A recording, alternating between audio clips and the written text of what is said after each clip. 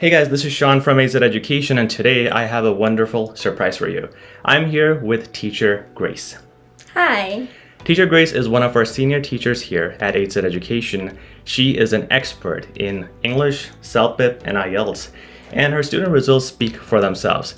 Today she's going to be teaching you some 5 tips which are really important for your language skills. So without further ado, here is Teacher Grace. Hello everyone. Today we will be talking about the 5 rules. Let's talk about the first rule. When we are speaking, for example, it is very important that you pause. Pauses create engagement. The listener will listen to you better if there are pauses. It creates engagement. Not only that, but it also helps them process the information that you've shared. Hello, how are you? You know, today is going to be cold. You should be wearing a jacket and you shouldn't be going outside, or your mom should just pick you up and not have to walk. You shouldn't go outside because you're going to freeze. All right, so there's so many information that I've just told you. Now, those are simple information, but to some, it might be difficult to process and they would lose engagement and they might not want to talk to you.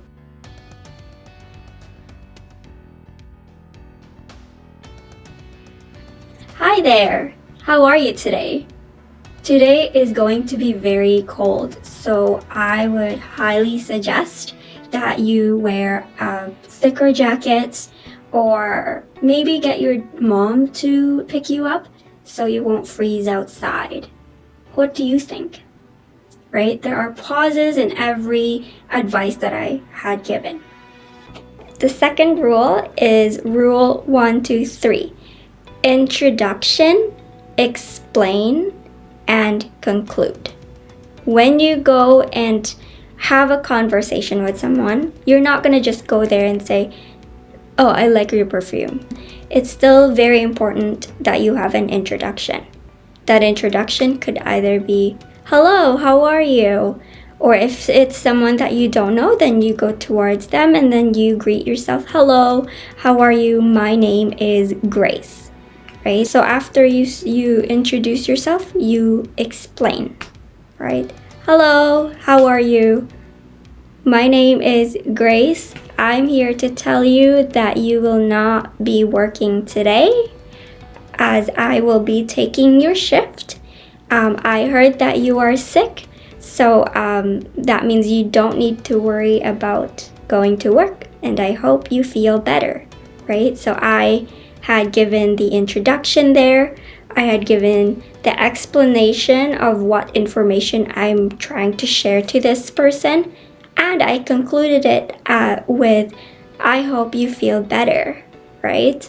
Now, this is obviously a conversational introduction, explanation, and conclusion, but it is similar to if you were to stand and share specific information, whether that would be through the phone or even on using speech. Rule number 3. As a native language speaker, it is very important that you don't just use one vocabulary. For example, if you're talking about the word good, "Hey, you look so good today. It would be really good that you and I go to a restaurant and then maybe we can go for a walk because it will be good for our mental health." 3 goods is a little bit too redundant. So there are ways that you can broaden your vocabulary. Instead of using good all the time, then you can expand it by either using better, best, excellent, spectacular. 4th rule is emphasis. Okay, so emphasis has to do with your tones. Is there any intonation and personality in your voice when you are sharing information to either your friend or sharing a speech to a group of people? This is really important to catch your audience engagement. If we are talking in monotone or depressive voice, then it just takes away the information that you want to convey. Sometimes, for example, if we're so excited to share a news to your friend, hey, guess what? I got a ticket from Spider-Man movie. Would you like to watch it with me? Right? If I'm just gonna say it with a monotone with no excitement, it would sound like this. Hey, guess what? I just got a movie tickets about the Spider-Man movie. Do you want to watch a movie with me? Okay, so there's a little bit of depressive tone there, and it's very monotone. There are no excitement within my voice. So emphasis is really important. It's like the cherry on top or the flavor of an ice cream. So that would be like the flavor in your speech. The fifth rule is practice. Now, when we are speaking, for example, pausing, if we are not doing pauses, I would highly suggest that you practice with a native speaker. And if that doesn't work, reading out loud is also very important, as when we are writing or when the writer creates information in written form, we read that out and it already tells us when to pause. Our source that you can go to is guardian.com.